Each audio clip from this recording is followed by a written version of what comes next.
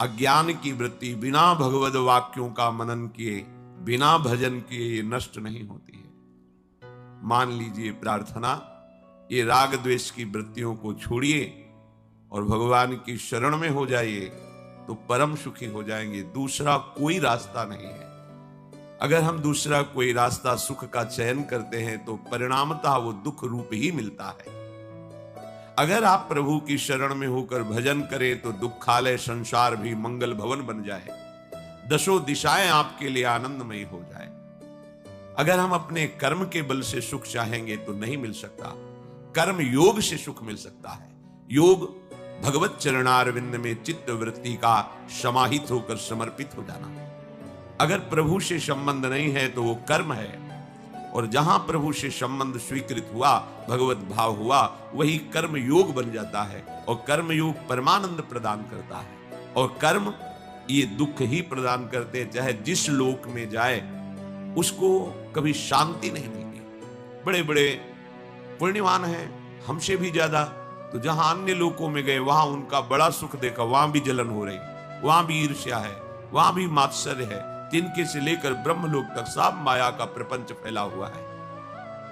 श्री भगवान कह रहे हैं कि परमानंद महासुख की प्राप्ति के लिए जो अनन्य भाव से मेरा भजन करते हैं, ये अनन्य शब्द बार बार इसलिए परिचय दिला रहे हैं कि एक बार अनन्य हो जाओ। शरीर का राग, इंद्रियों में जो भोगों की सुख की लालसा है, और परिवार मित्र सुहृद जनों में जो स्नेह है, राग है, यही हमारा बंधन है, यही बंधन है।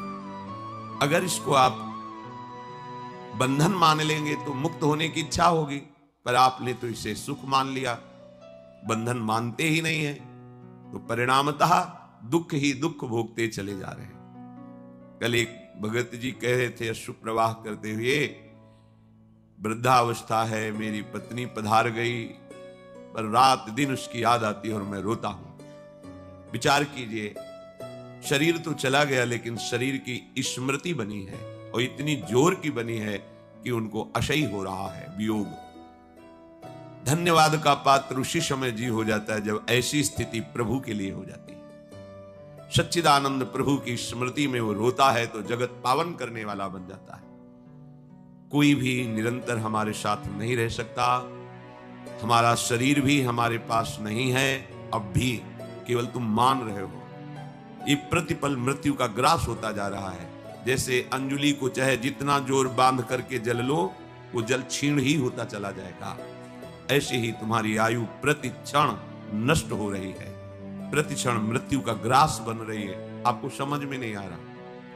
बस यही समझ प्रदान करने के लिए भगवत प्रेमी महात्माओं की वाणी में प्रभु बैठ करके उपदेश करते हैं कि तुम समझ जाओ तो परमानंद में मगन हो जाओगे। प्रभु कह रहे हैं, सततम कीर्तयन्तो मां यतन्तश्च दृढ़व्रताः नमस्यन्तश्च मां भक्त्या नित्ययुक्ता उपासते। हे अर्जुन, जो नित्य निरंतर मेरे में लगे हुए उपासक हैं, नित्य और निरंतर, ये बड़ी दुर्लभ बात है। शरीर हमारा अनित्य है, तो इस शरीर से जितनी भोगी जाने वाली वस्तुएं सब अनित्य हैं। अनित्य माने नाशवान, और इससे जितनी क्रियाएं होती हैं सब नाशवान है।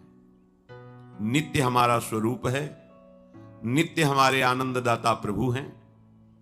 यदि इस नित्य संबंध को नित्य से कर लिया जाए तो निरंतर भजन होने लगे, पर हम अपने स्वरूप को जो नित्य है उसको भूलकर अनित्य शरीर, अनित्य संसार में सुख खोजने की वृत्ति से लग गए, इसलिए अब भजन नहीं होता। क्योंकि जहां सुख वांछा प्रकट होती है वहां पाप भावना जागृत हो जाती है। जितने पाप होते हैं वह स्वसुख वांछा से होते हैं। स्वसुख वांछा ये आसुरी भाव है। आशु कहते हैं प्राणों को, जो केवल अपने प्राणों के पोषण में लगे हैं, केवल इंद्रियों के भोगों में लगे हैं, वो अनित्य में लगने के कारण प्रभु का जो नित्य स्वरूप है, नित्य संबंध है, वो निरंतर भजन नहीं कर सकते। इसलिए पहले भजन करने के लिए हमें आवश्यक है अनित्य वस्तुओं को अनित्य मानना।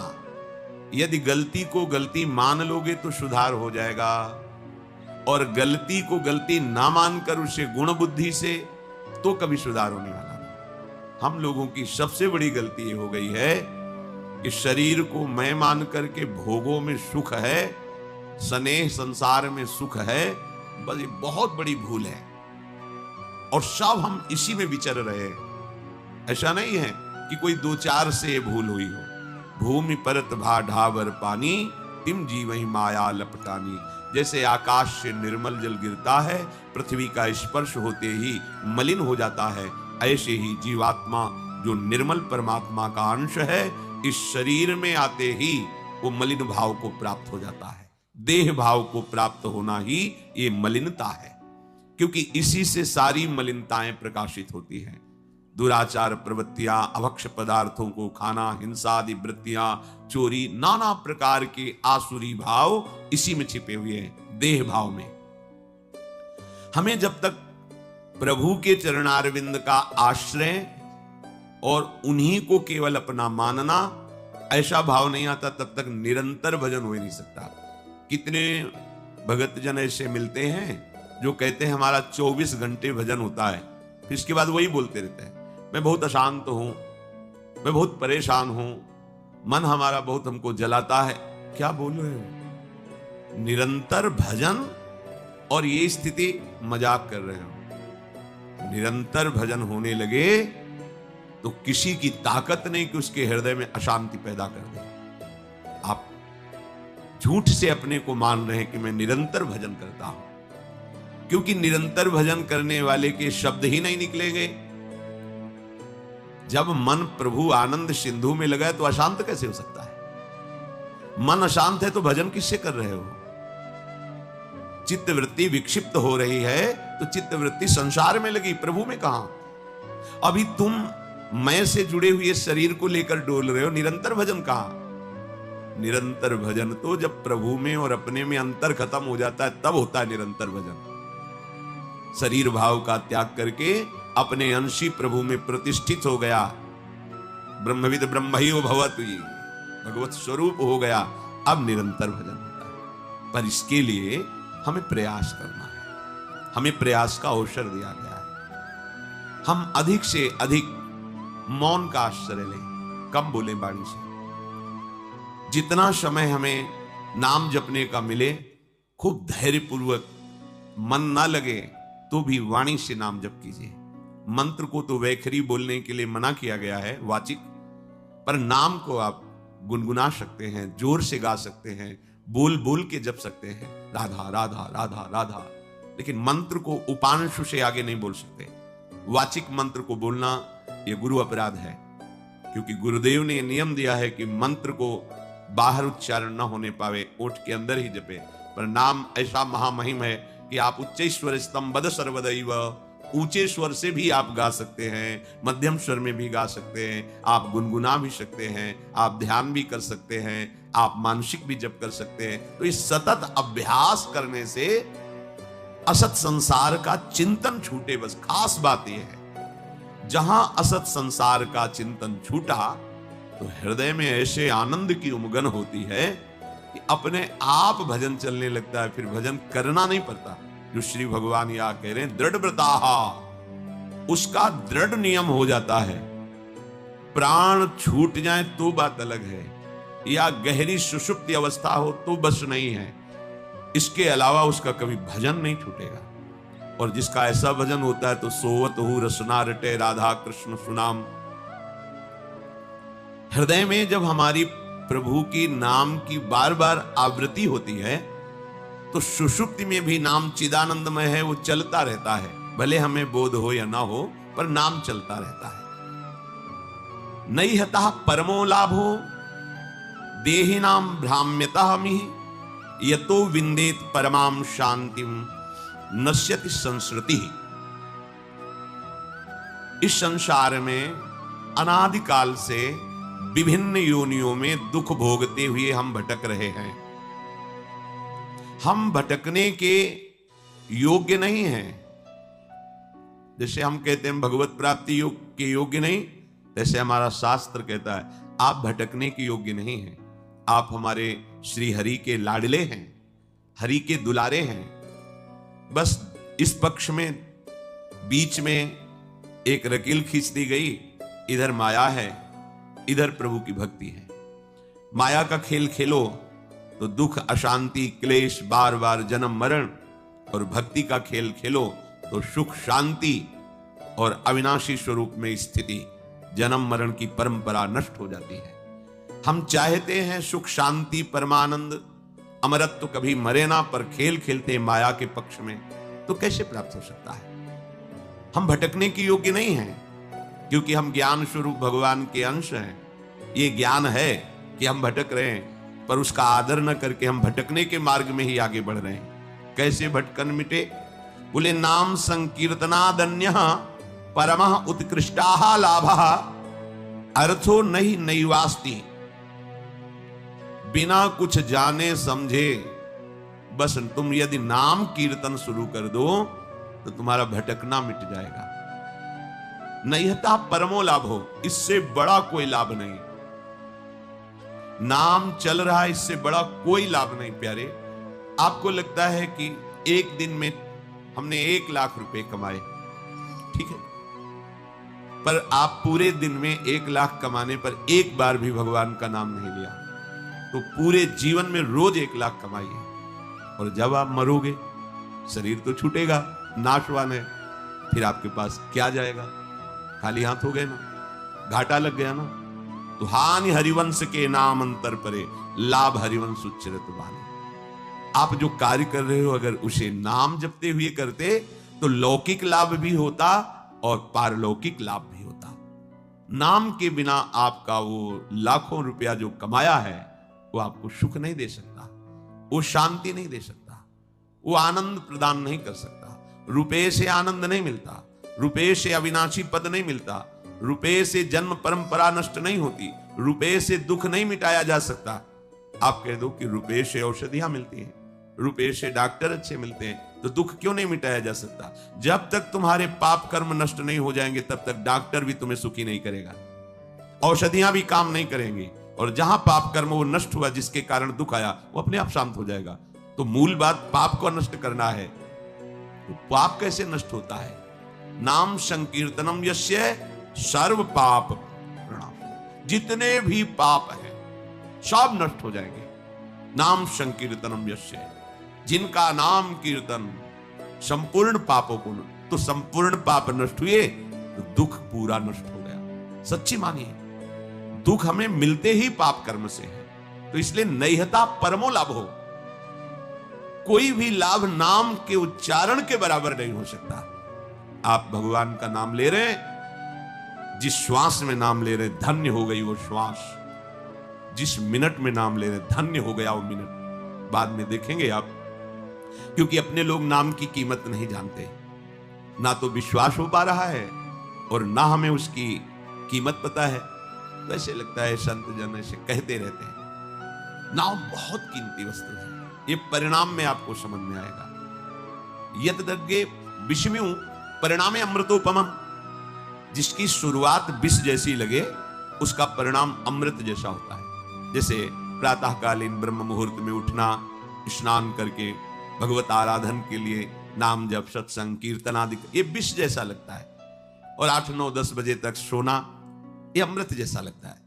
तो यद्यज्ञे अमृतोपमम् परिणामे विषम्यु, जिसकी शुरुआत अमृत जैसी लगे, भोग दृष्टि रखना, पाप दृष्टि रखना, मनमानी आचरण करना, ये अमृत जैसा लगता है, लेकिन इसका परिणाम बड़ा भयंकर दुखदाई होगा।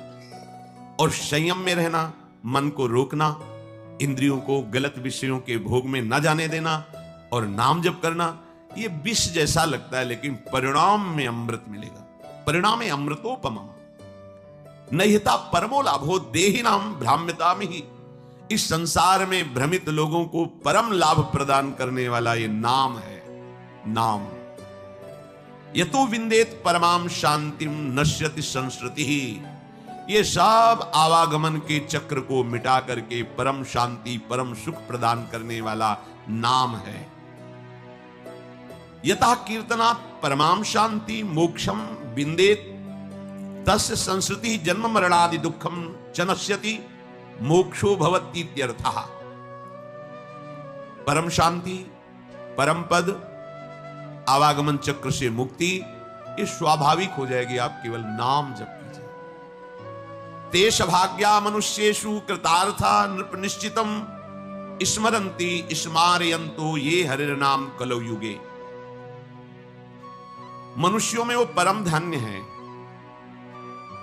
ये अन्यान स्मारयन्तः सन्तः हरिर्नाम स्वयं स्मरन्ति ते मनुष्येषु कृतार्था सभाग्याः निश्चितम। निश्चित प्रथम जानी हो, निश्चित वो परम धन्य हो जाता है जो अन्य स्मरण त्याग करके संतों के प्राणनाथ प्रभु श्री हरि का स्मरण करता है और दूसरों को भी करवाता है। ये जरूर करना चाहिए। अपने परिवार का मंगल करने के लिए कुछ समय नाम कीर्तन घर में जरूर होना चाहिए। मान लीजिए प्रार्थना, आपको परम सुख मिलेगा, आप सुख के लिए ही दौड़ रहे हैं। थोड़ी देर में, हम ज्यादा नहीं कहते, 10 मिनट, 24 घंटे में कोई 10 मिनट आप निकाल लीजिए। कोई संगीत ना हो तो अपने पास ये संगीत है, ताली, राधा राधा, किसी भी ध्वनि में किसी भी राग में, भाव न लगे ना लगे, श्रद्धा बने ना बने, दवाई मानकर औषधि मान करके आप कीजिए। आपके घर में जब राधा नाम गूंजेगा तो दरिद्रता भाग जाएगी। देख लेना, करके देख लेना। अब मानो तभी ना। आपके घर में कोई भी कभी प्रेत आत्मा प्रवेश नहीं कर पाएगी। आपके परिवार वालों पर किसी का टुटका नहीं चलेगा अगर आप अपने परिवार को बैठाल कर 10 मिनट केवल नाम कीर्तन कीजिए। राधा कृष्ण राधा वल्लभ राधे श्याम, जो आपको प्रिय नाम लगे, सब नाम महिमामय हैं। बैठ कर के मान लीजिए ना। आप मानते नहीं, सुनते तो बहुत हैं, आचरण में नहीं उतारते। 24 घंटे में कभी एक ऐसा समय रखिए जब आप अपने परिवार के साथ प्यार से बैठ करके और प्रभु का नाम की, फिर आप देख लेना, खुद देख ले। 10 मिनट, 24 घंटे में हम 10 मिनट की बात कह रहे हैं। और कहीं सौभाग्य और बढ़ जाए तो एक अध्याय भगवान की महिमा का गान सुनाइए परिवार को बैठकर। श्रीमद् भागवत है, भक्तमाल जी है, भक्तों के चरित्र हैं, भगवान की अवतार कथाएं हैं। आप देख लो, घर तीर्थ हो जाएगा। आपको कहीं तीर्थ जाने की जरूरत नहीं। लोग परेशान होते हैं, हमारे तो 7.5 शनिचर का प्रकोप है या ऐसा वैसा, पता नहीं किसी ने क्या कर दिया है। ये सब भ्रम हट जाएगा। नाम कीर्तन की गूंज जो आपके घर में उठेगी ना, वो आपका मंगल करके ही छोड़ेगी। देख लेना। भाव कुभाव अनखालश हो, नाम जपत मंगल दिश दश हो। तेष भाग्या मनुष्येषु, मनुष्यों में सौभाग्यशाली कौन है? बोले स्मरंत स्मारयन्तो ये हरिर नाम कलौ युगे। इस युग का बहुत बड़ा प्रताप है। जो 10,000 की वर्ष की तपस्या से फल नहीं प्राप्त होता, वो 24 घंटे नाम कीर्तन से प्राप्त हो जाएगा। बड़ी महिमा है। तो आप अगर 10 मिनट अपने घर में नाम कीर्तन करें, एक अध्याय श्रीमद् भागवत का प्रभु को सुनाएं। संस्कृत ना आता हो तो हिंदी में ग्रंथ हैं, उनका अर्थ लिखा हुआ है, हिंदी में पढ़ लीजिए, हमें भाव प्राप्त हो जाएगा। जैसे सुधा सागर, प्रेम सागर, ऐसे केवल हिंदी से ग्रंथ की रचना हुई, उन्हीं को अर्थ के द्वारा पूरा बांधा गया है। जो श्लोक हैं उन्हीं के अर्थों को पूरा क्रम से लिखा गया है। बहुत सुंदर। प्रेम सागर, सुधा सागर, बहुत सरल भाषा में महान वैष्णव परम पूजनीय गोस्वामी तुलसीदास जी ने सब शास्त्रों की सार बातें, रामचरितमानस। जब हम सतशास्त्रों का अपने परिवार में बैठ करके गायन करके श्रवण कराते हैं तो सबके संस्कार पवित्र होते हैं, बुद्धि बदलती है। कितना प्रभाव पड़ता है। गर्भस्थ शिशु को नारद जी भगवान की भक्ति और कथा सुना रहे हैं तो प्रहलाद जी प्रकट होते ही महाभागवत के रूप में। आप देखो, गर्भस्थ शिशु अभिमन्यु को चक्रव्यूह तोड़ने का उपदेश कर रहे तो गर्भ में ही वो सीख गए। बड़ी महिमा है। यदि आप अपने परिवार में नाम कीर्तन करेंगे और भगवत आराधना की भावना से ठाकुर जी विराजमान करके उनको कथा सुनाए, एक अध्याय सुनाए, एक अध्याय आपके जीवन के अध्याय को बदल देगा। आप देखना ना, पर कोई करना नहीं चाहता। और कहीं ये सौभाग्य उदय हो जाए कि बिना ठाकुर जी को भोग लगाए हम पाएंगे नहीं, तब तो बात बन गई, फिर तो बिगड़ेगी नहीं।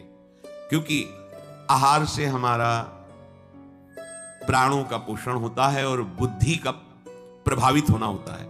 अगर सात्विक आहार है तो बुद्धि सात्विक, राजसिक तो राजसिक, तामसिक तो तामसिक। जब प्रभु को भोग लगा दिया जाता है तो गुणातीत हो जाता है, न वो सतोगुणी, न रजोगुणी, न तमोगुणी, वो भगवत प्रसाद हो जाता है। और प्रसाद एक एक कवल में महान सुकृत प्रदान करता है। भोजन भी हो गया और पुण्य भी बन गया। भगवान को भोग लगाया, ते सौभाग्या, ये सौभाग्यशाली मनुष्यों का जीवन है। कृतार्था, निश्चित इनका कल्याण हो जाता है, कृतार्थ हो जाते हैं। स्मरन्ति स्मारयन्तो, कई ऐसे सौभाग्यशाली परिवार हैं जो अपने छोटे छोटे बच्चों को बैठते, एक माला राधा नाम करो, हम तुम्हें अमुक वस्तु बाल भोग बना रहे हैं, तुरंत पवाएंगे, फिर आप स्कूल जाओ। एक माला राधा राधा राधा 108 बार बोलो। ये संस्कार उनको ऐसी उन्नति की तरफ ले जाएंगे कि जब बुद्धि पवित्र होगी तो पढ़ाई में लगेंगे, स्मरण शक्ति तेज होगी, पवित्र व्यवहार होगा तो इनका जीवन प्रकाशित हो जाएगा। जिन घरों में भगवान नाम कीर्तन, भगवत कथा वार्ता नहीं होती, तो कई जन ऐसे प्रश्न करते हैं कि हमारे बच्चे अब हमारे अनुशासन में नहीं रहे, वो मनमानी आचरण करते हैं, हम समझाने की चेष्टा करते हैं, क्या हो गया? बच्चापन से उनकी बुद्धि में रजोगुण बढ़ा, रजोगुण तमोगुण में बदल गया, अनादर प्रारंभ हो गया। अब ना वो शास्त्र मानेंगे, ना तुम्हारी गुरुजनों की बात मानेंगे। अब मन की बात, तो मन तो अधोगामी है, वो निश्चित उनको विषयों में ऐसी जगह फंसाएगा जहां अशांति ही अशांति, दुख ही दुख है। स्मरन्ति स्मारयन्तो, आदेश कर रहे हैं, खुद भजन करो और दूसरों को भजन करने की प्रेरणा दो। अगर हमारा कोई रिश्तेदार है, नातेदार है, मित्र है, प्रियजन है, हमारे पास बैठता है, तो हमें प्रार्थना करनी चाहिए मृदु शब्दों से। यदि आप नाम जप करते हैं तो बहुत आपका मंगल होगा, और 1-2 माला बढ़ाइए। नहीं करते हैं तो प्रारंभ कर दीजिए। पूज्य भाई जी महाराज, एक संत उनके पास जैसे जाते थे तो यही कहते थे, हमारे पास आए हो तो हमें कुछ दक्षिणा दो। आदेश कीजिए, क्या दक्षिणा दें? आप नाम जप करते हो? नहीं, नाम जप तो नहीं करते, तो ये दक्षिणा दो कि आज से आप 5 माला नाम जप करोगे। लाखों लोगों को भजन में लगा दिए, लाखों लोगों। ऐसे ही आप अपने सुहृद जनों को, मित्र जनों को, रिश्तेदार, नातेदार जनों को नाम में यदि लगा दोगे तो आपने परम मंगल कर दिया, और उसका परम लाभ आपको मिलेगा। जैसे आपकी प्रेरणा से 5 लोग नाम में जप में लगे तो आपके ऊपर विशेष हरि की कृपा होगी, क्योंकि 5 के जीवन उद्धार की बात आपने की, तो आपका जीवन अपने आप मुक्त हो जाएगा माया प्रपंच से। ये रहस्य है। आप दूसरों को सुख देने की भावना करें तो आपको कभी दुख नहीं मिलेगा, पर हम अपने सुखी होने के लिए दूसरों को दुख देते हैं, इसलिए कभी सुखी नहीं हो पाते। कलेर दोष निधे राजन अस्ति हे को महान गुण, कीर्तना देव कृष्णस्य मुक्त बंधा परम ब्रजेत। इस कलिकाल का बड़ा अवगुणी स्वभाव है। अगर आप गुरुजनों की आज्ञा में नहीं हैं, शास्त्र का स्वाध्याय नहीं किए, शास्त्र के वचन आपके कानों में नहीं पड़े, तो आपके आचरण बहुत ही आसुरी प्रवृत्ति की तरफ ये आकर्षित करके भ्रष्ट करेगा। कलयुग का स्वभाव है। इसमें प्रिय वस्तु होती है व्यभिचार, इसके स्वभाव का। प्रिय वस्तु होती है नशा करना, भांग, शराब, ड्रग्स आदि जो भी नशे, नशा करना, व्यभिचार करना और जुआ खेलना। कई तरह से जुआ खेलना होता है। दूसरों के धन का अपहरण करना और दूसरों को दुख पहुंचाना, हिंसा करना, ये इसका स्वभाव है। इसका स्वभाव है। जैसे कालिया नाग ने भगवान से कहा था कि प्रभु मुझे दोष मत देना कि मैंने आप पर प्रहार किया, क्योंकि मेरा स्वभाव आपने ही बनाया है। बहुत वर्षों के बाद भी बदला लेने का स्वभाव मेरा होता है और वो आपके द्वारा ही रचा गया है। इसलिए आप नाराज मत होना कि मैंने आपको बांधा अपने नागपाश में, आप पर प्रहार किया। तो ये कलयुग का स्वभाव है। अगर आप भगवद आश्रित नहीं हैं तो शराब पीना आपको बुरा नहीं लगेगा। देखो, सब कोई जानता है जब हम यहां से बोलते हैं तो कोई कह सकता है कि ये निषेध क्यों कर रहे हैं, लेकिन आप अपने हृदय में बैठ करके थोड़ा विचार कीजिए, क्या ये आपका स्वास्थ्य बढ़ा देगा? कितने ऐसे हमारे सामने आए हैं जिनके लीवर खराब हो गए, जिनका जीवन खत्म हो गया, उनके परिवार के जन भी हैं। हितदाम में जब दिया कि बहुत शराब पी, अब तो डॉक्टर ने कहा अब मरने, और कुछ दिनों में पधार गए। देखो, क्या आपका स्वास्थ्य इसमें अच्छा रहेगा? नहीं। क्या आपको समाज में से सम्मान मिलेगा? नहीं। नालियों में इधर उधर बेहोश होकर के गिर पड़ते हैं, शरीर की सामर्थ्य नहीं रहती। तो इससे क्या परमार्थ बनता है? नहीं। इससे क्या धन की प्राप्ति होती है? नहीं। जब कोई भी लाभ नहीं मिलता, केवल प्रमाद और केवल हानि है, तो आप सोचो आप ठगे जा रहे हो कि नहीं ठगे जा रहे हो? व्यर्थ में आप ऐसे आचरण करते हो जिससे आपके जो पुत्र हैं, परिवार के जन हैं, वो आपसे असंतुष्ट रहते हैं। अगर कहीं वो आपका अनुगमन कर ले तो वो भी पतन के मार्ग में चले गए। किसी भी असत क्रिया से कभी शांति नहीं। प्यारे समझो, ये कलयुग का स्वभाव है। यदि आप प्रभु का आश्रय नहीं लिए, सत शास्त्रों का स्वाध्याय या श्रवण नहीं करते, तो आपको शराब पीने में हिचक नहीं होगी, क्योंकि स्वभाव है कलयुग का। मांस खाने में हिचक नहीं होगी, व्यभिचार करने में हिचक नहीं होगी, चोरी करने में हिचक नहीं होगी, हिंसा करने में हिचक नहीं होगी, जुआ खेलने में हिचक नहीं। ये उसका स्वभाव है और उसका प्रभाव है कि आपकी एक भी नहीं चलेगी, वो अपने प्रभाव से आपको बलात् रौंद देगा। इसलिए हित सजनी स्वरूपा महाप्रभु कह रहे, पाए जान जगत में सब जन कपटी कुटिल कलयुगी टंच।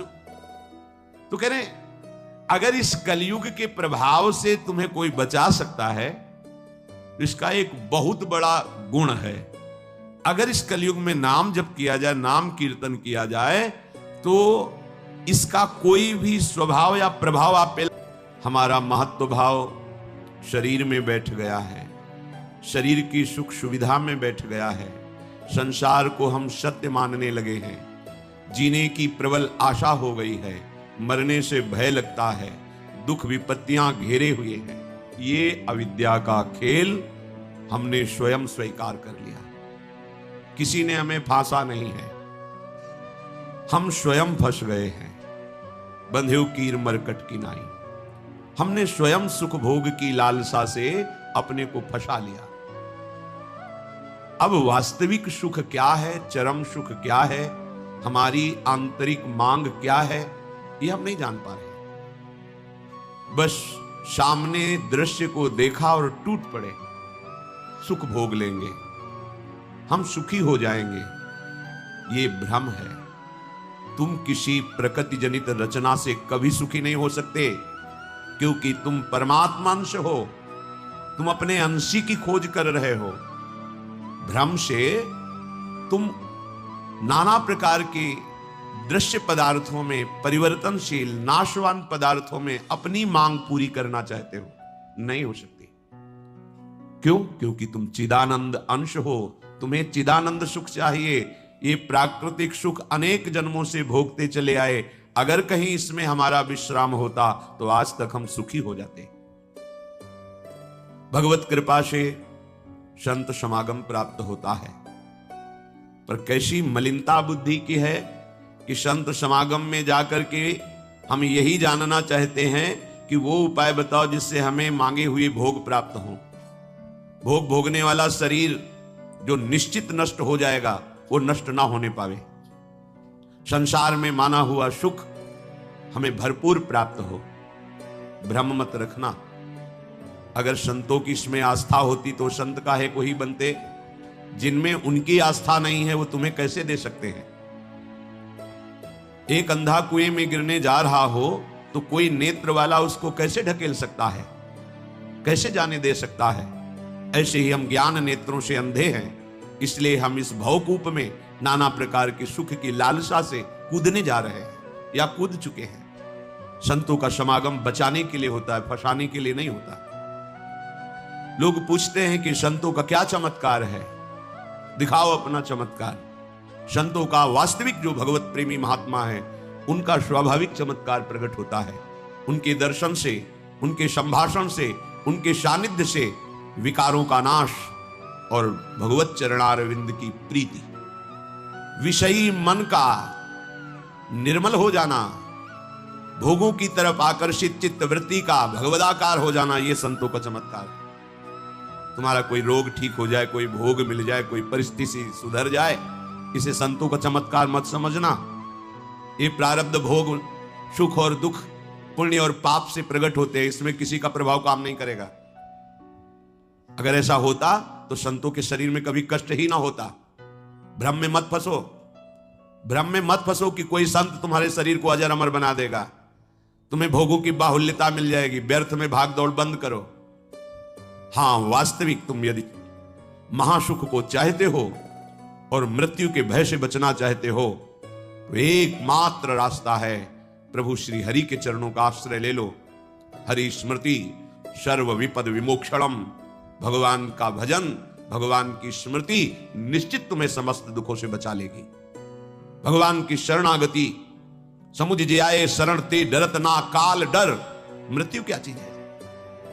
पर प्रभु के नाम जपने में रुचि नहीं, प्रभु की चरण दासता में भावना नहीं, तो तुम सोचते हो कुछ चंद रुपए और कुछ फल पुष्प आदि दे करके हम रोग रहित तो हो जाएं, शोक रहित तो हो जाएं। भूल मत करना।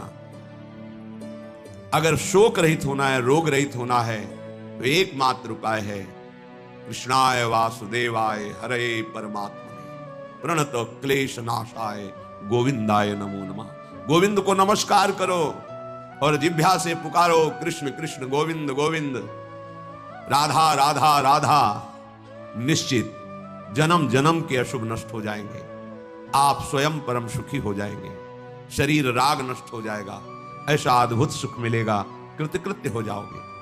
पर अब इस मार्ग में चलने के लिए जब कदम रखोगे तो असत वृत्तियों का त्याग करना होगा। यहीं सब फेल हो जाते हैं। वो ऐसा शॉर्टकट ढूंढते हैं कि कुछ हम कमाए हुए पापा चरण से चंद रुपए आपको दे दें, आप हमें संभाल लेना। भूल मत करना, कभी ऐसा नहीं हो सकता। नाली के पानी से हाथ धोने से कभी हाथ पवित्र और निर्मल नहीं होते। ऐसे मलिन आचरण करके कमाए हुए धन से कभी तुम्हें पवित्रता प्राप्त नहीं हो सकती।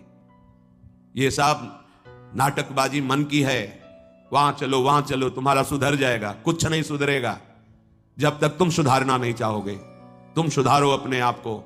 किसी का आशीर्वाद कोई काम नहीं करेगा जब तक तुम अपने आचरण नहीं सुधारोगे। तुम खाओ मांस, पियो मदिरा, करो व्यभिचार, नाना प्रकार की हिंसात्मक वृत्ति, तुम्हें भगवान भी नहीं माफ करेंगे, चाहे जहां भाग के चले जाओ। अधर्मा आचरण करने वाले को भगवान कहते हैं मैं साक्षात काल रूप से दंड देता हूं।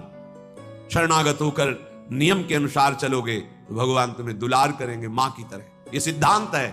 नाटकबाजी में फंसो तो फंसो, सिद्धांत से चलोगे तो कभी धोखा नहीं खाओगे, आनंद में मगन रहोगे। पर सिद्धांत में चलने के लिए असत त्याग करना होता है, इसीलिए सब फेल हो जाता है। कोई बिरला गुरु कृपा पात्र ही कदम आगे बढ़ाता है। ये भीड़ भागम दौड़ केवल वासनाओं की पूर्ति के लिए, तो भ्रम में मत रहना। किसी का आशीर्वाद, किसी की कृपा तुम्हें वासनाओं से नहीं बचा सकती। एकमात्र उपासना ही वासना से बचा सकती है। और उपासना तुम करने के लिए जब तैयार होगे तो ये गंदी बातें, गंदे आचरण ये आपको त्यागना होगा। बस यही तुम्हारी गाड़ी फेल हो जाती। ये हम नहीं त्याग सकते तो फिर तुम्हें कोई बचा भी नहीं सकता। लिख लो, अपने दिमाग में लिख लो। अगर बचना है तो एकमात्र मां में ए प्रपद्यन्ते माया में ताम तरंते। जितना भी समझाओ ये पागलपन छोड़ते ही नहीं। बस कोई जंतु ऐसा हो, कोई भस्म ऐसी हो, बस नाटक में रीझना चाहते हैं। अरे प्यारे, यदि वो तुम्हें सुखी कर सकता है तो वो खुद क्यों सुखी नहीं हो जाता? तुम नहीं सोच पा रहे हो? पागल हो तुम? यदि वो तुम्हें रोग रहित कर सकता है तो खुद क्यों नहीं रोग रहित हो जाता? यदि वो तुम्हारे को चमत्कार दिखा सकता है तो अपने को चमत्कार दिखाकर प्रभु का साक्षात्कार क्यों नहीं कर लेता? पागल बन रहे हो। सिद्धांत को समझो।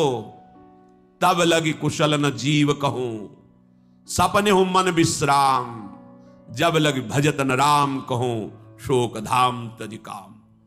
जब तक शोकों का खजाना ये कामनाएं, इन कामनाओं को प्रभु के चरणों में समर्पित करके भजन नहीं करोगे, स्वप्न में भी सुख नहीं मिलेगा। जागृत की बात जाने दो। जो चाहत है नित्य सुख, अरु मन को विश्राम। यही सब चाहते हैं। दुख का मुंह न देखना पड़े, मन हमारा प्रसन्न रहे, शांत रहे, कोई कामना हमें जलाए ना। हाँ, है मार्ग। हित ध्रुव हित सो भजत रहो, पल पल श्यामा श्याम श्यामा श्याम श्यामा श्याम। अब ये करना नहीं, तुम्हें भजन करना नहीं, पवित्रता से रहना नहीं, आचरण सुधारने नहीं, मनमानी आचरण करना है, तो भगवान तुम्हारे हृदय में भी बैठे, कुछ नहीं कर पा रहे। देख लो ना, सबके हृदय अछत विकारी, सकल जीव जग दीन दुखारी। सबके हृदय में अखंड आनंद परमात्मा विराजमान है, लेकिन सब दुखी है, सब क्लेशित है, अशांत है। क्यों? तहां बेदस कारण राखा, भजन प्रभाव संत सुटी भाखा। भजन नहीं कर रहे हो, इसलिए भजन किए बिना कुछ नहीं हो सकता। मान लो हमारी बात, कहीं भागने की जरूरत नहीं। राधा राधा राधा सब ठीक कर देंगी लाडली जो, बड़ी करुणामयी है।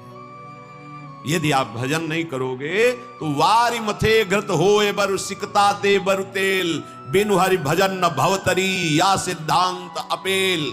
इसे कोई काट नहीं सकता, अपेल सिद्धांत है। विनिश्चितम बदामि तेन अन्यथा वचांस में, हरि भजन्ति ये नरा भवसागर तरंति। पानी को मथ करके बड़ा चमत्कार कर लो, घी निकाल लो, हो सकता है। बालू को पेर करके तेल निकाल सकते हो सकता है। असंभव को तुम ये संभव कर सकते हो, पर भजन के बिना तुम दुख से निवृत्त नहीं हो सकते। गोस्वामी जी का ये अटल विश्वास, महापुरुषों का अटल विश्वास, शास्त्र का अटल आदेश, बिना भजन किए तुम्हारे अशुभ कर्म नष्ट नहीं होंगे, और अशुभ कर्म नष्ट हुए बिना तुम सुखी नहीं हो सकते। सिद्धांत से चलोगे तो सुखी हो जाओगे, नहीं भटकते घूमोगे, पूरा जीवन नास्तिकता और अश्रद्धा में उतर जाएगा। सिद्धांत से चलोगे तो कृतकृत्यता का अनुभव होने लगेगा, और नाच नाच कर कहोगे वाह, संत समागम का क्या फल होता है, ये मैं पा गया। पायो जी पायो, मैंने राम रतन धन पायो। मारा घूम रहा है जीव, कोई औषधि मिल जाए, कोई भस्म मिल जाए, कोई जंतुर बांध दे, कोई आशीर्वाद दे दे। अरे पागल हो, तुम्हारे कर्म ही तुम्हें दंड देंगे, तुम्हारे कर्म ही तुम्हें सुखी करेंगे। हां, हम कैसे अपने कर्मों को सुधारें, यह है संत समागम। आप अपने द्वारा अपना उद्धार कीजिए, कोई तुम्हारा उद्धार नहीं कर सकता। उद्धार की युक्तियां, उद्धार का मार्ग, उद्धार के सिद्धांत और सहयोग, ये संतों से प्राप्त होता है। आशीर्वाद से उद्धार नहीं होता, आशीर्वाद से सुख दुख की निवृत्ति नहीं होती, वो ज्ञान से होती है। उसके लिए आपको भजन करना पड़ेगा, सत्य आचरण में चलना होगा, दुख को सहना होगा, सुख को दबाना होगा, उसमें अभिमान करके फूलना नहीं होगा। तब आप उस महासुख में पहुंचोगे जिसे चरम अवस्था का सुख कहते हैं। संत समागम दुर्लभ इसी बात के लिए है। इसका मतलब ये नहीं छू छा करके तुम्हारे दुखों का नाश हो जाएगा। भाग लो, पूरे ब्रह्मांड में जाओ, अगर कहीं सुखी हो जाना तो बताना हमें आके। समझना ही नहीं चाहते। भगवान कृपा करके बोल रहे हैं, औरों की तो बात क्या है, अब समझ लो। श्री भगवान कह रहे हैं, इदं तुते गृहतमं प्रवक्ष्याम्यनसूयवे, ज्ञानं विज्ञान सहितं यज्ञात्वा मोक्षसे अशुभात्। हे अर्जुन, ये मैं तुम्हें बहुत गुह्य बात कह रहा हूं। क्या होता है जब हृदय की बात कुछ कहने को आती है तो बार बार कहा जाता है कि आप अन्यथा मत सोचना, सत्य सत्य सत्य कह रहा हूं, ये बात तुम केवल समझ लीजिए। मतलब वो विवश होकर अपने हृदय की बात तुम्हें दे रहे हैं, जो छुपाए रखे जीवन भर वो तुम्हें दे रहे हैं, पर अनाधिकारी होने के कारण वो बात पकड़ नहीं पाते। संतों की बात में ही तुम्हारा कल्याण छुपा हुआ है। उनकी बात मान लो, फिर आप देख लो कैसे आपकी अध्यात्म उन्नति होती है।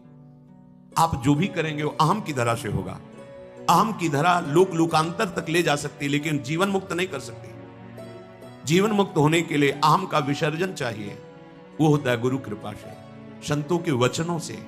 विश्वास कीजिए, बिना संत वचन, गुरु वचन पर चले कोई जीवन मुक्त नहीं हो सकता। अगर जीवन मुक्त नहीं हुआ तो सब किया कराया माटी हो गया। चाहे ब्रह्म लोक जाओ, चाहे स्वर्ग लोक जाओ, आना तो यही पड़ेगा लौट के। तो फिर क्या हुआ, एक विशाल स्वप्न सुखद समझ लो, जगे तो फिर वही मृत्यु लोके विशंति। भगवान कह रहे मैं बहुत गुह्य बात बता रहा हूं, अत्यंत गोपनीय बात, गोपनीय जो अभी तक छुपाए रखा है हृदय में। ये जो ज्ञान सहित विज्ञानानंद घन का मैं तुम्हें वर्णन करूंगा, ये अनुसूयवे, दोष दृष्टि से जो रहित है वही समझ पाएगा। दोष दृष्टि से रहित, जब भगवान अवतार लेते हैं तो मनुष्य जैसी लीला करते हैं। यही सुख देने के लिए तो अवतरित हुए, अपनी महिमा से घटे हैं, उतरे हैं। अवतार का मतलब होता है अपनी महिमा से उतरना। भगवान की जो अनंत महिमा है उससे उतरते हैं, हम उनको देख पाए, उनसे बात कर सके, उनके साथ खेल सके। वो ऐसे उतर कर हमारे समान लीला करते हैं। उनकी लीला को देख करके अगर किसी को दोष दृष्टि होती है तो बोले इस गुहितमम के सुनने का अधिकारी नहीं। जब हम भगवान को भगवान न मानकर व्यक्ति मानते हैं तो हमारी दृष्टि वैसे ही दूषित हो जाती है। वैसे केवल भगवान की ही लीला हो रही है, पर हमारी दृष्टि दूषित होने के कारण हमें व्यक्ति दिखाई देता है, स्त्री पुरुष दिखाई देते हैं, गुणात्मा महात्मा दोषात्मा ऐसा सब भेद नजर आता है। पर यहां जो भगवान कह रहे कि जो मेरे पर दोष दृष्टि ना रखता हो, अरे बड़े बड़े परमहंसों का जहां प्रवेश नहीं वो भगवान का रास है। जहां ज्ञान समुद्र भगवान शिव भी प्रवेश पाने के लिए ललचाए और भगवान श्री कृष्ण की मंद मुस्कान से गोपी स्वरूप होकर प्रवेश पाए।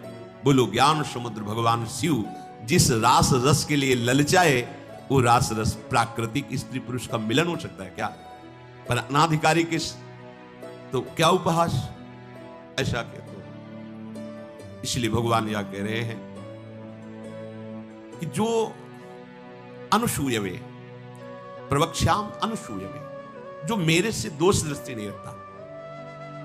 अब आप केवल मेरे ही आज्ञा का पालन करेंगे, मैं जैसा कहूंगा उससे एक कदम पीछे नहीं हटेंगे। हो भाग्य, कितनी कृपा कि मुझे समस्त प्रपंच से समेटकर एक मार्ग में लगा रहे।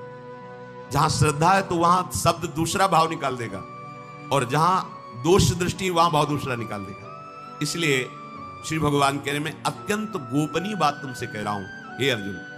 अपने प्रियजनों से, प्रिय शिष्यों से बात कही जाती है। तब तक गीता जी का श्री भगवान ने उपदेश अर्जुन जी को नहीं दिया जब तक मित्र भाव रहा, नहीं दिया। सारथी पद पे बैठे हैं, आज्ञा की दोनों के बीच में रथ, इधर सेना कौरवों की पांडवों के बीच में, भगवान बीच में खड़ा। जब देखा मोह ग्रसित हुए, निवारण में असमर्थ पाया, तो भगवान की शरण में होकर के कार्पण्य दोषो भरत स्वभावा प्रछामि त्वाम धर्म सम्मूढ़ चेता। हे प्रभु, अब मेरे में सामर्थ्य नहीं रहेगी कि मैं निर्णय कर सकूं कि मेरे लिए श्रेय क्या है, परम कल्याण क्या है, ये आप जानते हैं। प्रभु कुछ नहीं बोले, बोले शिष्यस्ते हम साधिमाम त्वाम प्रपन्नः, मैं आपका शिष्यत्व स्वीकार करता हूं। हे जगत गुरु श्री कृष्ण उतरे साष्टांग दंडवत हुए और कहा मैं आपका शिष्य हूं, और ऐसा शिष्य हूं जो पूरा समर्पण किए, प्रपन्नम, मन वचन कर्म से आपको समर्पित हो। तब गीता जी का प्रादुर्भाव भगवान के श्रीमुख से हुआ। जो प्रिय जन होते हैं, समर्पित जन होते हैं, उनको हृदय की बात बताई जाती है, क्योंकि वो उसमें दोष दृष्टि नहीं करेंगे। अगर प्रियता और समर्पण नहीं है तो देखो ना, फिर मेरे को प्रणाम करो, मेरे को ही पूजा दो, मेरी आज्ञा में रहो, मेरे मन वाले बनो। हे अर्जुन, तुम उस परमात्मा को ऐसा समझो कि सारे जगत को जैसे बर्फ में जल ही जल है ऐसे व्याप्त करके विराजमान उस परमात्मा को, उसी के आगे ये बोल रहे हैं। देखो अब हम गुह्यतम बात कर रहे हैं, उस परमात्मा को नहीं, मुझ श्री कृष्ण, मेरे में मन लगा, मेरे को प्रणाम कर, मेरे को नमस्कार। ये महापुरुष जन रास्ता देते हैं। अब तुम्हारी कहां श्रद्धा टिकती, वो ये देखते हैं तुम्हारे लिए कोई आश्रय है, अभी तुम्हारी खोज अभी पूर्ण हुई कि अभी खोज बकाया है। खोज हो तो खोज लो, नहीं तो वहीं पकड़ के बैठ जाए कि अब बने तो रघुवर ते बने, बिगड़े तो भरपूर। अब बनेगी तो आपसे बनेगी, बिगड़ेगी तो आपसे, अब हमारा कोई आश्रय नहीं। ये अत्यंत गोपनीय बात हरेक के सामने नहीं कही जा सकती, क्योंकि इसमें भगवान अपनी खुद बात महिमा का वर्णन कर रहे हैं। अब जैसे कोई बहुत हार थक के अब क्या करें, तो मान लो बात हमारी आंखों के सामने रहो, जो जूठन मिले खाओ, जैसा कहें वैसे करो। अगर अध्यात्म की भूमिका ना जागृत हो जाए तो कहना। गुरुजनों की बात किसी से प्रमाणित करने की आवश्यकता नहीं होती। आपको गुरुजी ने क्या कहा, क्यों आप कौन हो, हमारे बाबा गुरु हो क्या, क्यों आपको बताए? हमारी और हमारे गुरुजी की बात हो गई, तुमको क्यों बताया क्या गुरुजी ने कहा? तुम हमारे निर्णायक हो क्या? चलो दोबारा नहीं मिलेगा। और बैठाल के वो आज प्रवचन में ये कह रहे थे, समझो। अब वो जो समझाएगा वो तुम समझ जाओगे, जो गुरु समझा रहे थे वो समझ में नहीं आएगा। इसीलिए भगवान करें अत्यंत गोपनीय बात है। जब तक हमारा ये मन समाधान नहीं पाता तब तक भटकना पड़ता है। कहीं एक जगह पकड़ लो। ये जो अनेक जगह भटकना है बंद करो, एक जगह पकड़ लो, एक विश्वास रख लो, एक नाम जो गुरु ने दिया, एक मंत्र दिया है, अविद्या का नाश हो जाएगा, माया परास्त हो जाएगी। बस समझिए,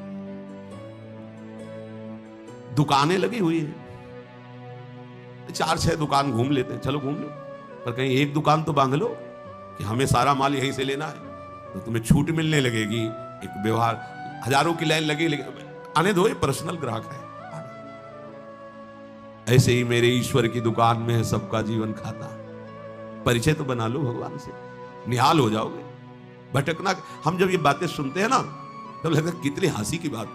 जितनी देर तुम अमुक जगह जाकर के झाड़ फूक करवा कर उतनी देर राधा राधा जपो, बिल्कुल ठीक हो जाएगा, सब ठीक हो जाएगा। क्योंकि कोई भी जो हमें क्लेश देने के लिए आया है, कर्म है हमारा। चाहे भूत हो, प्रेत हो, चांडाल हो, रोग हो, दुख हो, विपत्ति हो, ये सब हमारा कर्म है। और उस अशुभ कर्म का नाश करने के लिए भगवान नाम जय घोष कर रहा है। प्यारे मान लो बात, शुरू कर दो हरिशरणम, शुरू कर दो राधा राधा राधा, कृष्ण कृष्ण कृष्ण, गोविंद गोविंद गोविंद। आप नहीं, आप दूसरों को निष्पाप करने वाले बन जाएंगे। आपका स्पर्श, आपका संभाषण, आपका दर्शन जगत मंगल करने वाला। पर सत्य मार्ग में चलना नहीं चाहते, ये भटकना बंद करो। एकमात्र भगवान ही तुम्हें बचा सकते, दूसरा कोई नहीं बचा सकता। जितनी तुम्हें दी जाएंगी छूछा सब प्रकृति की, माया की है, इनमें कोई सामर्थ्य नहीं, कोई सामर्थ्य। ब्रह्म में मत फंसो। बड़े बड़े लीलाएं होती हैं माया की, बड़ी बड़ी लीलाएं होती हैं। किसी बड़े प्रभावशाली के संत कॉलोनी में रहते थे, तो एक उन्होंने कहा कि बहुत बड़ा प्रभाव है, वो आए हुए हैं, तो अगर आप चाहें तो दर्शन करने चले। पूर्व से स्वभाव कुछ ऐसा भगवान के द्वारा दिया हुआ था कि जब तक हृदय में ना आवे तब तक, हमारे हृदय में प्रेरणा हो फिर रुकेंगे नहीं। तो वहां जो स्वामी जी रहते थे उनका चले जाओ, क्या होता है, संतों का दर्शन, हमारा मन नहीं हो रहा, पर उनके साथ गए। वहां गए तो पत्रकार उनसे, बड़े ऊंचाई पर आसन पर पत्रकार उनसे पूछ रहे थे कि आपका बड़ा चमत्कार सुना है, आप चमत्कार दिखाइए। तो शुरू किया ऐसे करना, तो 10-20 लोग नाचने लगे, नाचते नाचते गिर गए। और ऐसे बड़ा रज में जैसे किसी को मिर्गी आ जाती है ना, ऐसे कम से कम 20 लोग, उनमें 10 स्त्रियां और कम से कम 10 पुरुष भीड़ में ऐसे, और अलग अलग सब बैठे थे, अलग अलग सब। हम भी खड़े थे वहीं, और अगर उसका केवल प्रभाव ही पड़ता है तो हमारे ऊपर क्यों नहीं पड़ा? जो ले गए थे उनके ऊपर क्यों नहीं पड़ा? पत्रकार के ऊपर क्यों नहीं पड़ा? और क्यों नहीं पड़ा? तो पता अंदर से चला चिंतन से कि वो 20 उनके पर्सनल थे जो 20 जगह बैठे थे। किसी भी, अगर ठंडी हवा चल रही तो सबको लगेगी ना, गर्म हवा चल रही तो सबको लगेगी ना, 10-5 को हवा लगे फिर ना लगे। जब हम चमत्कार दिखाएंगे तो उसमें पात्रता नहीं देखी जाती। चमत्कार का यही मतलब होता है, पात्रता नहीं। अगर गर्म तो सबको गर्मी लगेगी, ठंडी तो सबको ठंडी लगेगी। संतों का चमत्कार केवल एकमात्र भगवान के चरणों में प्रीति होता है, अन्यथा नहीं। ध्यान रखना। फल निकाल, हमने तो ऐसे भी दर्शन किया, ऐसे स्वर्ण के सिक्काएं गिर रहे हैं, थोड़ी देर बाद गायब। भैया जादू तमाशा सब होता है क्या? इससे तुम्हारा कल्याण हो जाएगा? पहले सोचो, तुम भाग भाग के जा रहे हो, इससे तुम्हारा कल्याण हो जाएगा? इससे तुम्हारा किसी एक का दुख निवृत्त हुआ हो। दुख किसे कहते हैं? संसार के राग को। पहले समझो दुख किसे कहते हैं? संसार शरीर के राग को। ये कहीं चमत्कार से नष्ट हुआ तो हमें बता देना। ये कभी भी नष्ट हुआ है तो गुरु का आश्रय लेकर भजन करने से हुआ है। ये चमत्कार नहीं है। कोई पुण्य का क्रम ऐसा आया, तुम्हारा दुख नष्ट हुआ, तुम वहां गए थे तो तुम्हारी वाहवाही हो गई। हमारी तो समस्या का समाधान हो। क्या समस्या? अगली जो 100 आ रही है उनका, अगली जो 100 समस्या आ रही, समझो, सुलझो। ये पशुओं की तरह भागना बंद करो। जिधर देखा मुंह उठाया भाग पड़े, फिर असंतुष्टता, फिर नास्तिकता, फिर अश्रद्धा। खुली बात समझ लो, एकमात्र भगवान का आश्रय और भजन, इसमें आंख मूंद के दौड़ोगे तुम्हारा मंगल ही होगा, पक्की बात। छोटी मोटी योग सिद्धियां, छोटे मोटे चमत्कार अगर किसी संत से आपको दिखने को मिल रहा है तो तुम्हारा उसमें क्या होगा? तुम्हारा क्या होगा? हम तुमसे पूछ रहे हैं, क्या होगा उसमें? यहां की जलन मिट जाएगी? ले चलो कहीं। हमें भगवत दर्शन हो हमारा जन्म जन्म का दुख मिटकर आनंद में मगन हो जाए, तो हाथ जोड़ के फिर यही बात हो कि भैया इसके लिए तुम्हें भजन करना पड़ेगा। किसी का वरद हस्त काम नहीं करेगा इसमें तुम्हें भजन कर, तुम्हें अपने आचरण सुधारने पड़ेंगे, तुम्हें भजन करना पड़ेगा। जहां ये बात आती है तो यहां नहीं वहां चलते, चमत्कार जहां होता है। अरे भगवान का चमत्कार देखो ना, सूर्य चंद्र चमक रहे, समुद्र देखो कितना जल भरा हो, भूमि में क्या क्या है, कितने रतन है, कितनी खाने, ये चमत्कार नहीं नजर आ रहा है, पर ये सब नाशवान है, एक क्षण में नष्ट हो जाएगा। ऐसा चमत्कार कि हम विषयी पुरुष भगवदानंद में मगन हो जाएं, हम मृत्यु से भयभीत अमरत्व को प्राप्त हो जाए, हम कामनाओं से जलने वाले आप्त काम हो जाएं। ये होगा गुरु कृपा से, ये होगा भजन से, सब हट जाते हैं। जहां भजन शब्द वहां सब हट गए। भगवान के मैं गोपनीय बात बता रहा हूं, हृदय की बात बता रहा हूं। जिसके अंतःकरण में थोड़ी भी दृष्टि होगी दोष की, वो मेरी बात नहीं समझ पाएगा। भगवान कह रहे प्रायः जब सदगुरुदेव या किसी महापुरुष, तो हमारी दृष्टि पहले होती है मनुष्य है, फिर दृष्टि होती थोड़ा भजन साधन करके साधु है, फिर तीसरी हमारी दृष्टि होती है सिद्ध पुरुष है, फिर आखिरी दृष्टि होती कि तो भगवान है। अब बात यहां बन जाएगी। जब तक हम भगवत बुद्धि नहीं करते किसी संत में या सदगुरुदेव में, तब तक बात बनने वाली नहीं है। प्रायः हमारी दृष्टि मनुष्यकृत ही रहती है। उनका उठना बैठना चलना फिरना देखना सुनना मनुष्यकृत होता है, क्योंकि मनुष्य शरीर में तो हमें लगता है कि हमसे थोड़ा भजन ज्यादा होगा, बस इतनी ही बात है।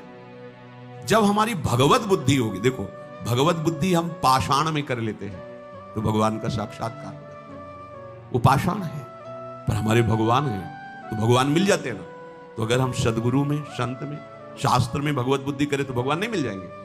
और अगर भगवत बुद्धि नहीं है तो देखो, एक है कि वो काट काट के श्री विग्रहों को फेंक गया, क्या नाम था वो उसका, औरंगजेब, कितने भगवत विग्रहों का खंडन किया, कोई भावना नहीं उसकी, कुछ नहीं उसको समझ में आया। और एक भावना करता है मेरे भगवान, तो वहीं से उसको आनंद की प्राप्ति होने लगती है। अर्थात भगवान सब में है, समान भाव से है। आप कहां भगवत भाव करते हो, बस ये खास बात है। अगर दोष दृष्टि है तो भगवान भी कह रहे हैं कि जो हमारे प्रति असूया भाव रखता है वो मेरी बात को नहीं समझ पाएगा। दोष दृष्टि समझाने गए थे दुर्योधन को कि सुनो, तुम हस्तिनापुर के चक्रवर्ती सम्राट ही रहोगे, मेरी बात मान लो, 5 गांव दे दो। मैं जब पांडवों से कहूंगा तो हमारी आज्ञा में रहते हैं, वो 5 गांव में अपने को, तुम हस्तिनापुर के चक्रवर्ती, उनका सूजी अग्रे न केशवा, तुम 5 गांव कह रहे हो, सुई के अग्रभाग भी नहीं देंगे हम। भगवान ने कहा धर्म तो नहीं है जैसा तुम बोल रहे हो। तो बोले ऐसा ना समझो कि मुझे धर्म का ज्ञान नहीं, मैं धर्म को जानता हूं लेकिन रुचि नहीं है, और अधर्म को जानता हूं भरपूर रुचि है। तुम हमें समझाने की कोशिश मत करो, जाओ पांडवों को समझाना। भगवान समझा रहे हैं, कुछ समझ में नहीं आ रहा और कड़ुआ बोल रहा है श्री भगवान के सामने। इसीलिए आप भगवान कह रहे कि मैं हृदय की बात कहना चाहता हूं, और उसमें दोष दृष्टि रहित पुरुष ही इस बात को धारण कर सकता है। विलक्षण रीति से मैं वर्णन करूंगा, साफ साफ कहूंगा, पर जो मेरी शरण में है, मेरे प्रति भाव करता है, वही मेरी ये बात समझ पाएगा। जो दुराचार परायण है, पापाचरण करते हैं, अगर वो भी मेरी बात पर श्रद्धा कर लेंगे तो पावन हो जाएंगे। किसी भी जाति के हों, किसी भी आश्रम के, किसी भी संप्रदाय, तुम बस केवल मेरे को समर्पित हो जाओ। अन्य बल, अन्य आश्रय, अन्य भावना, इसका त्याग करके अनन्यास चिंतयन्तु माम, केवल मेरा अनन्य चिंतन करो। अनन्य चिंतन तभी होता है जब पूर्ण समर्पण होता है। ये भगवत प्रेम में सिद्ध हुए महापुरुषों के वचन हैं। पूर्ण समर्पण किसे कहते हैं और कैसे होता है? पूर्ण समर्पण किसे कहते हैं और कैसे होता है? जो भगवान की मांग है।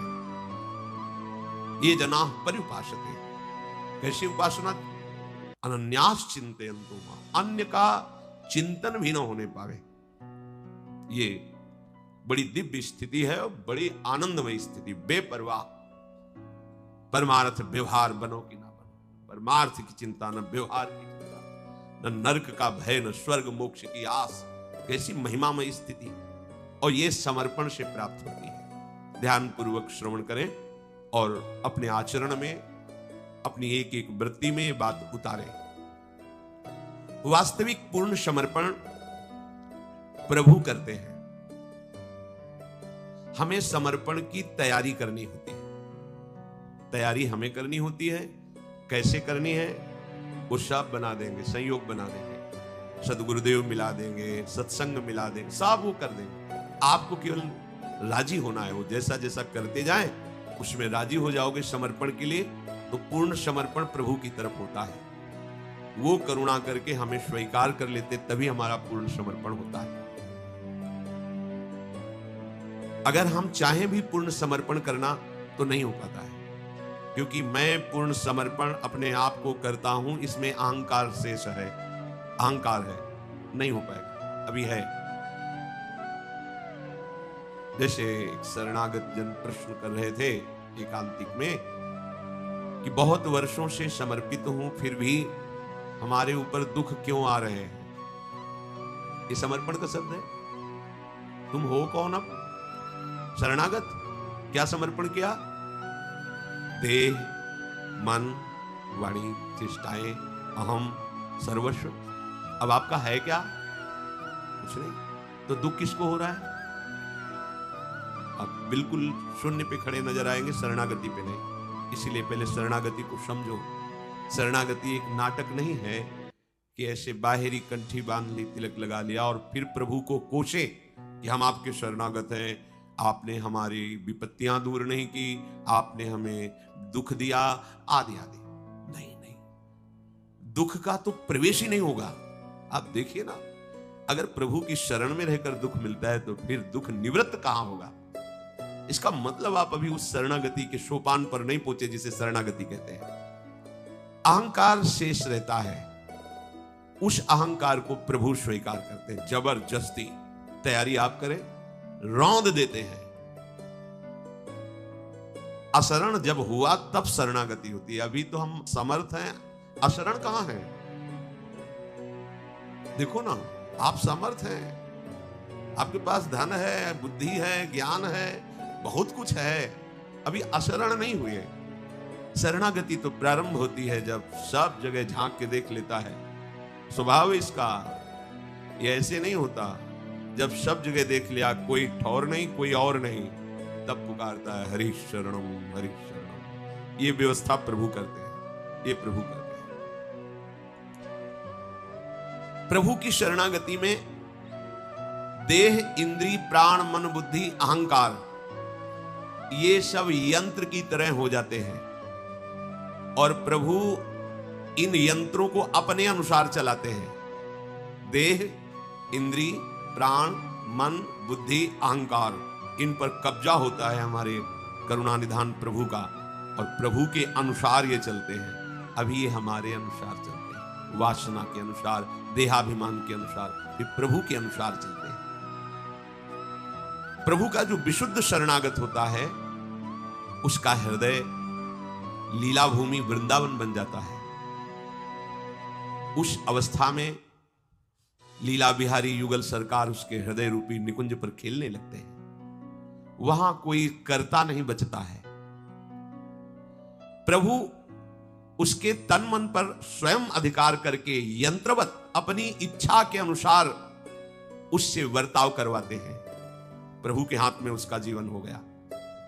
प्रभु स्वच्छंद निरंकुश लीला उसी के हृदय में करते हैं जिसने अपनी पूरी की पूरी मन, बुद्धि, चित्त, अहंग सब कुछ प्रभु के हवाले कर दिया। ये आपका है, मेरा कोई अधिकार नहीं। इस समय प्रभु फिर ऐसी दो भयानक परिस्थितियां भेजते हैं जिनमें पास होना केवल गुरु कृपा ही होती है। इतनी अनुकूलता कि मरा हुआ अहंकार फिर जाग जाए। नहीं, कुछ तो है ना हमें, इतना प्रणाम नमस्कार यश कुछ तो है ना हमें। गया, जिस सोपान पर चढ़ना था फिसल गया। इतनी प्रतिकूलता, हृदय में भाव, कहां भगवान है, कहां भगवान। जीवन हो गया भगवान का आश्रय लेकर भजन करते हुए, जीने लायक नहीं छोड़ा। कहां भगवान है? गया सोपान से। कौन जीना चाहता है? बहुत ही सूक्ष्म शरणागति भगवत प्राप्ति। एक ही बात समझ लो, शरणागति परमानंद बेपरवाह स्थिति है। बस वो समझ में आ जाए। आपका हृदय वारिश रहित हो जाए। आपके हृदय का वारिश कोई नहीं होना चाहिए, लावारिश। सरकारी कब्जा लावारिश जमीन पे हो जाता है, नहीं हो जाता? हाँ, पहले अनाथ स्थिति आनी चाहिए, तब दीनानाथ का आश्रय पुष्ट होता है। अभी तो स्वयं स्वामित्व बैठा हुआ है, पहले इसको प्रभु कृपा करके हटाएंगे। बिल्कुल हृदय द्रवित और कहीं कोई अहम नहीं, कहीं कोई सत्ता नहीं। स्थूल देह से लेकर के कारण देह तक अपना कहीं कोई अस्तित्व नहीं। यही तैयारी गुरुजन कराते हैं। इस तैयारी में जो अन्य आश्रय लिए होते हैं वो टिक नहीं पाते। तुम्हें किसी से बात नहीं करना, तुम्हें ऐसे खड़े रहना, इतने समय इतना, बस इतने। नहीं, ऐसा तो नहीं हो पाएगा। कौन बोल रहा है? कौन बोल रहा है? नहीं, हमारी कुछ दिन, तुम्हारी कुछ है अभी गए। जिस सोपान में परमानंद स्वयं स्फुरित होता है, उस सोपान में एक ही शब्द जीवन में लागू होता है, वचनम करिष्ये तव। बस ये जीवन आपका है, बिका हुआ जीवन आपका है। तो पाई निधि मन मांगी, जैसी रूप लाल हित हाथ बिकानी, निधि पाई मन मांगी, मेरे बल श्री वृंदावन रानी। स्थूल देह से लेकर अहंकार तक, स्थूल देह से लेकर स्वभाव कारण तक पूरा का पूरा अपने प्रभु को समर्पित कर देना है। इस समर्पण करना भी आपको नहीं आता, इसलिए प्रभु संत सदगुरुदेव के रूप में अब वो जैसा कह रहे हैं उसमें बिल्कुल अपनी बुद्धि नहीं लगानी, बुद्धि भी दे देनी है। जब बुद्धि निर्णय करने लगे तो उसको भी वहां की जो वहां वचन है बस उतना ही। तेरी सलाह की अब जरूरत नहीं, तेरी सलाह से जब से सृष्टि हुई अब तक फंसा ही रहा, तेरी सलाह पर अब मुझे विश्वास नहीं, विश्वास है आज्ञा पर। जो ही वो इतना कर पाता है तो प्रभु स्वयं उसके हृदय में आ जाते हैं, उसको बुलाना नहीं पड़ता। ना ये कहना पड़ता है कि हे नाथ मैं आपकी शरण में हूं, आप मुझे स्वीकार कीजिए। क्योंकि जब कहने वाला नहीं रहा तो अब प्रभु को आवश्यकता नहीं आपकी प्रार्थना करने की। जैसे विशाल चुंबक लोहे को स्वयं खींच लेता है, ऐसे ही जो हृदय प्रभु के लिए समर्पण की वृत्ति की तैयारी करता है तो प्रभु स्वयं उस हृदय को खींच लेते हैं। हृदय हारी, हृदय बिहारी हमारे हृदय में ही आ जाते। जागृत शयन रहे तो उर ऊपर मणि कंचन ज्यों पाचे। जैसे मणियों की कंचन की माला हृदय में, वैसे युगल सरकार इंद्र नीलमणि श्याम मनोहर सात कुंभतन गोरी। आठों पहर, उनको बुलाना नहीं पड़ता। यहां ये पद्धति नहीं कभी आए और एक बार दर्शन दे दिए, ऐसे नहीं। ये प्रेमियों का गढ़ है। यहां पी मूर्ति नयनन बसे तेहि रस रहाय समाय। यहां तन मन से बिछुरे नहीं, चाह बढ़े दिन रैन, पर कबहु संजोग न मानहि, देखहि भरी भरी नयन। स्वयमेव उसके मन को, बुद्धि को, चित्त को, अहम को प्रभु खींच करके अपनी लीला भूमि बना देते हैं। इस स्थिति तक पहुंचने के लिए बहुत अनुभूत महापुरुषों के कुछ सूत्र हैं, सिद्धांत हैं। इनके आधार पर यदि आप चलेंगे तो आपकी शरणागति पूर्ण हो जाएगी, अर्थात भगवान अपनी तरफ से आकर आपके हृदय में प्रकाशित हो जाएंगे। शरणागति की बहुत ऊंची स्थिति होती है, पर जब तक ये लक्षण, ये बातें, ये सिद्धांत आप नहीं समझोगे तब तक शरणागति को आप समझ नहीं पाओगे। और जिसे हम समझा नहीं तो फिर स्थिति कैसे आएगी। सबसे पहला शरणागति का लक्षण है नित्य निरंतर प्रभु का भजन करने का भाव होना। प्रारंभ, शरणागति का प्रारंभ कहां से होता है? भजन से। कैसा भजन? नित्य निरंतर प्रभु के अनन्य भजन का। एक भरोसो, एक बल, एक आस विश्वास, एक राम घनश्याम हित, जातक तुलसीदास। एक निष्ठा पे आ जाओ। जैसे कई जन प्रश्न करते हैं कि हम अमुक अमुक अमुक अमुक इन सब की पूजा करते हैं, सबको भजते हैं, तो क्या गलत है? नहीं, गलत कैसे हो सकता है? बहुत बढ़िया है। पर प्रेम मार्ग के पथिकों में आपकी गणना नहीं होगी। आप अध्यात्म की ऊंचाई पर चलने वाले महापुरुषों के मार्ग पर नहीं है। यहां तो तब आपकी एक भरोसा, एक बल, एक आस, एक विश्वास। कैसे? जैसे गोस्वामी जी के आराध्य देव रामजू है, तो कह रहे कि चातक की तरह एकमात्र, जैसे चातक मेघ का आशिक होता है, ऐसे एक राम घनश्याम की चातक तुलसीदास। जैसे हित महाप्रभु कहते हैं, रसना कटो जो अन रटो, निरखी अन फुटो नयन, श्रवण फुटो जो अन सुनो, श्री राधा जस में। ये अनन्य भजन की तरफ। अब यहां से शरणागति प्रारंभ होती है। वो साधारण भक्ति है, क्रम से अगर चलोगे तो वहीं से आगे बढ़ना होगा, पर उतना ही विश्राम स्थल नहीं कि हम थोड़ी पूजा बहुत से भगवत स्वरूपों को विराजमान करके कर ली। वो तो कामना पूर्ति की विशेष भावनाएं होती ना, कि गणेश जी सुन लेंगे तो सुन लेंगे, लक्ष्मी जी सुन लेंगे, देवी जी और भगवान, इन 10-5 भगवान में कोई ना कोई एक तो सुन ही लेगा ना हमारी बात। तो अब यहां अपनी बात नहीं सुनानी है, अपनी बात ही खत्म कर देनी। अब आपकी बात चलेगी, हमारी कोई बात नहीं है। जब आप अपनी बात खत्म कर देंगे तो आपके जीवन में वो बात आएगी जो बात की बात है। कहा कहो एक जीव सखीरी, बात की बात। शरणागति का प्रधान साधन है नित्य निरंतर अपने प्रभु का भजन करना। प्रभु का भजन करना नहीं कहा, अपने प्रभु का। अपने कौन से प्रभु? जो हमारे गुरुदेव भगवान ने नाम दिया, मंत्र दिया, रूप दिया, उपासना दी। ये किसी फल के लिए नहीं। ये जिस शरणागति का भी वर्णन किया जा रहा है, ये इसके आगे कुछ नहीं है। ये शरणागति आ गई तो तुम जो भी भावना करके चले थे वो सब प्राप्त हो जाएगा। सब, जो भी लोक परलोक, प्रेम, ज्ञान, बोध, जो भी, किसी फल के लिए नहीं। वो केवल अपने आराध्य देव को प्रसन्न करने के लिए भजन करता है। जैसे हम नाम जप करते हैं तो लाडली लाल मुस्कुराए इसलिए करते हैं। राधा बोला तो लाल जो मुस्कुराए, श्याम बोला तो लाडली जो मुस्कुराए। यही हमें देखा।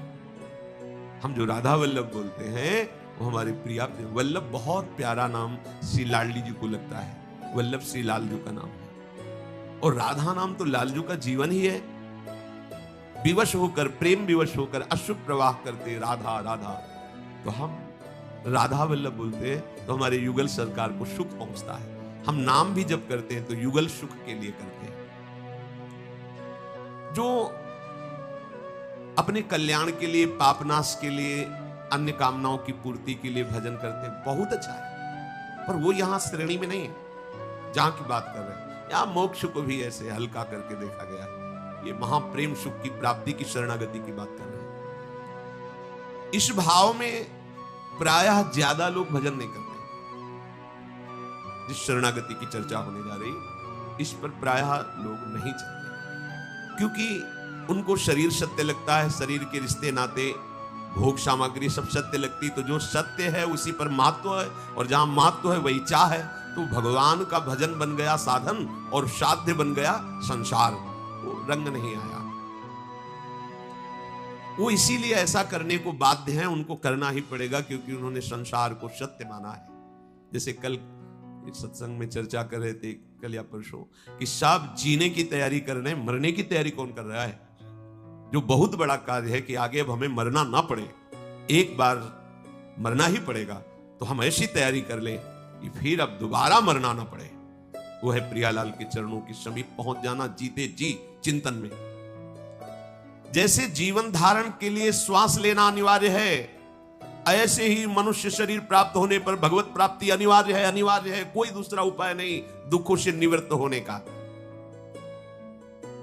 तो शरणागति के प्रथम सोपान पर खड़े होने वाले उपासक के लिए सबसे पहला सूत्र है अपने प्रभु का अनन्य भजन। एक एक शब्द में भाव है अपने प्रभु, और जो अपना होता है उसकी याद सहजता में आती है।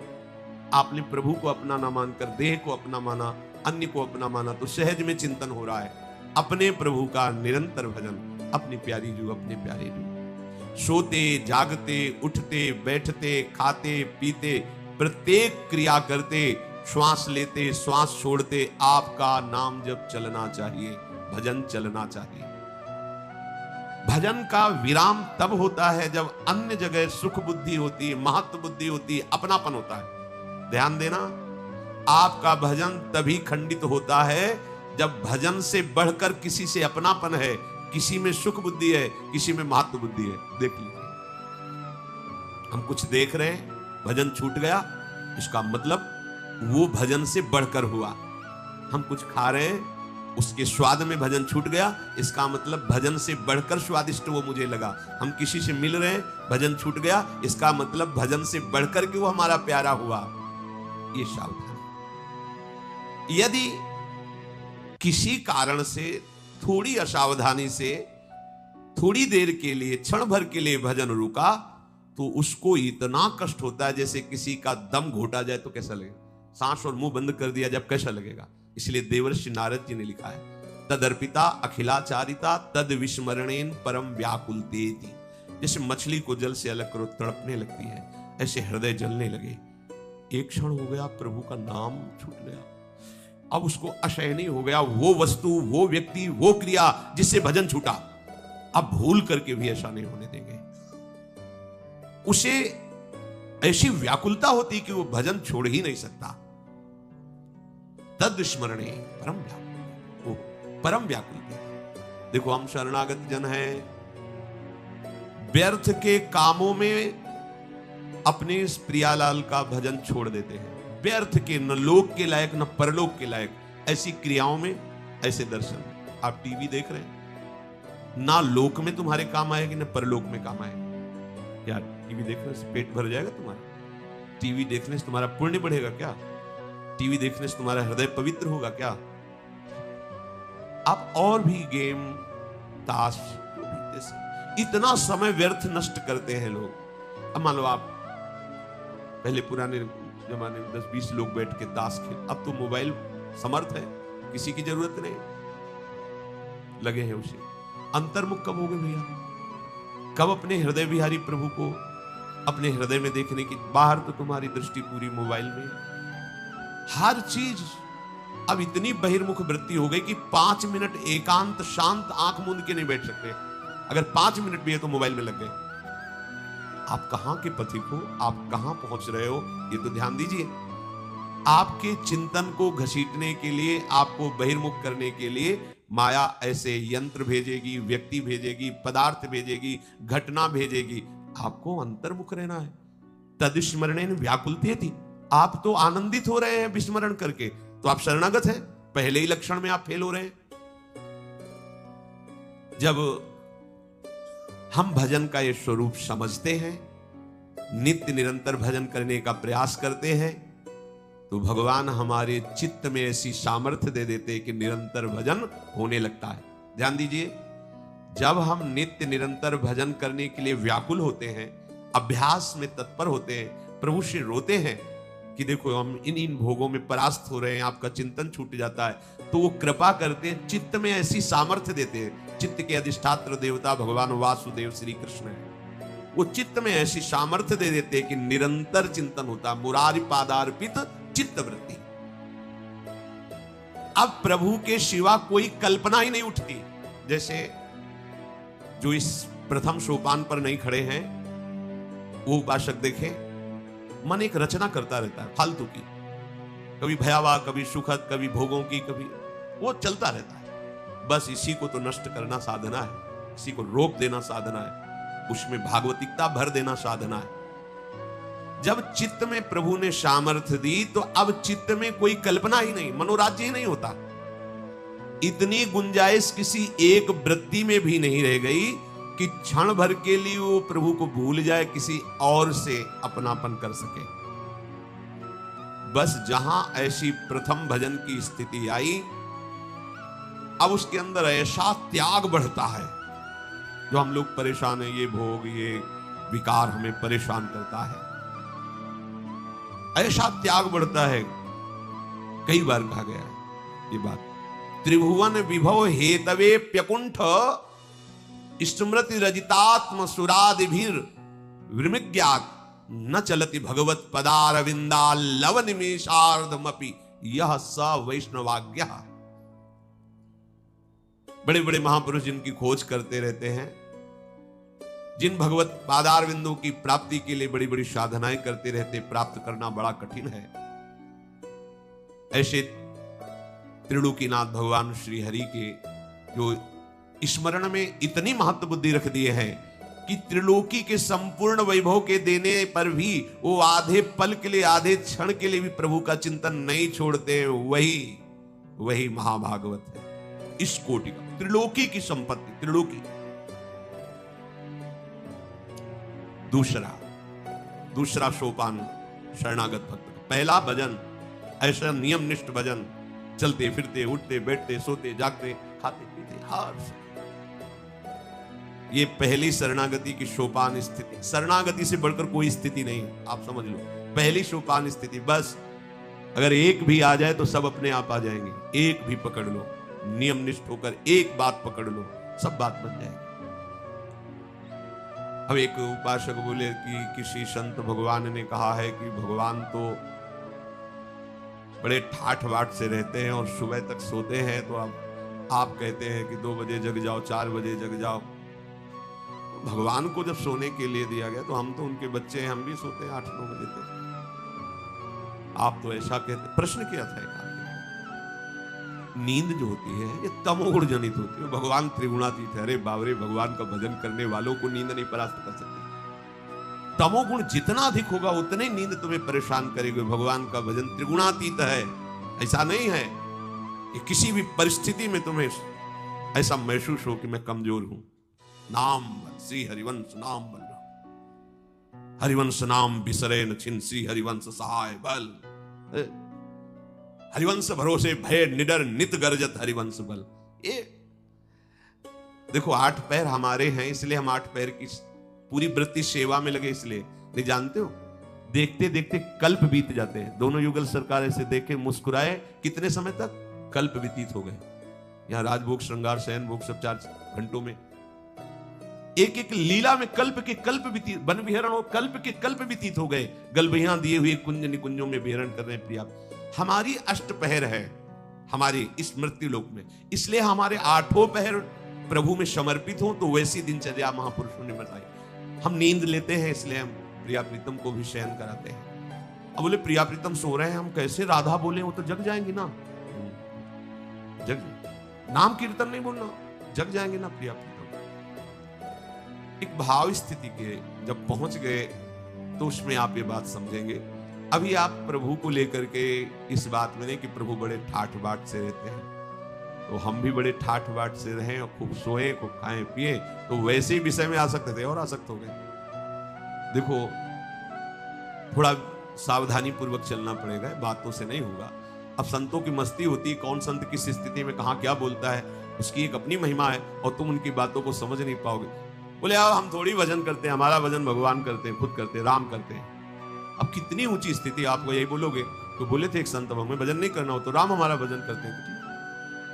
आप पहले जिस मार्ग में चलना है उस मार्ग को समझिए।